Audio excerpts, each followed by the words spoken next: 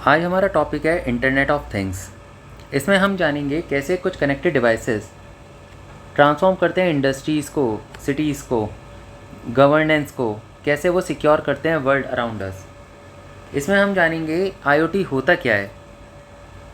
IoT एक network होता है फिज़िकल डिवाइसेस का जो एम्बेडेड होते हैं सेंसर्स के साथ, प्रोसेसर, कम्युनिकेशन हार्डवेयर। ये इनेबल करते हैं कलेक्ट करना, एक्सचेंज और data over the internet. IoT devices होते कौन से हैं? लाइक स्मार्ट वेयरेबल्स जिसमें स्मार्ट वॉचेस आती हैं, स्मार्ट मीटर्स लाइक जो एनर्जी ट्रैक करने में या वाटर कंजम्पशन को ट्रैक करने में हेल्प करते हैं, smart factories, connected vehicles cars जो कम्युनिकेट करती हैं इंफ्रास्ट्रक्चर और अदर व्हीकल्स के साथ। सो एक सिंपल फॉर्मूला है, अगर सेंसर्स हैं, इंटरनेट है, डेटा है, एक्शन है, तो वो एक डिवाइस जिसके अंदर ये चारों चीज़ें हैं वो आईओटी कहलाता है।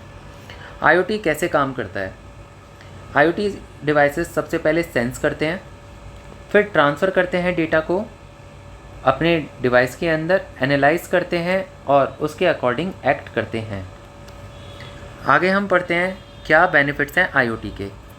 आईओटी से हमारी विजिबिलिटी इम्प्रूव हो जाती है, लाइक रियल टाइम मॉनिटरिंग कर सकते हैं हम किसी भी ऑपरेशन का।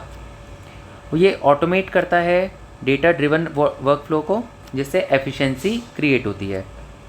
इसे हम कॉस्ट रिड्यूस भी कर सकते हैं, इससे हम बेटर डिसीजन में हेल्प करता है क्योंकि हमारे पास डेटा रियल टाइम सिस्टम में अवेलेबल रहता है और इससे नए बिजनेस मॉडल भी क्रिएट होते हैं। आईओटी एप्लीकेशन फाइनेंस में आईओटी कैसे हेल्प करता है? इन्वेंट्री ट्रैकिंग में हेल्प करता है आरएफआईडी के थ्रू। फ्रॉड प्रिवेंशन में हेल्प करता है क्योंकि ये एनोमलस ट्रांजैक्शंस को आइडेंटिफाई कर पाता है। कैपेसिटी मैनेजमेंट, इसमें हम एटीएम कैश लेवल को आइडेंटिफाई कर सकते हैं, रिसोर्स एलोकेशन में हेल्प करता है। ये रियल टाइम एसेट ट्रैकिंग में हेल्प करता है। आगे आते हैं आईओटी स्मार्ट सिटी एप्लीकेशन।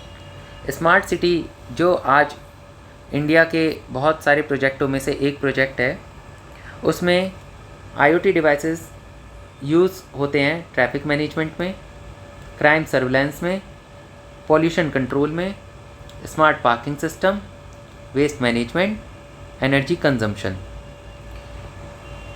इससे रिड्यूस होता है अर्बन कंजेशन एंड एमिशन।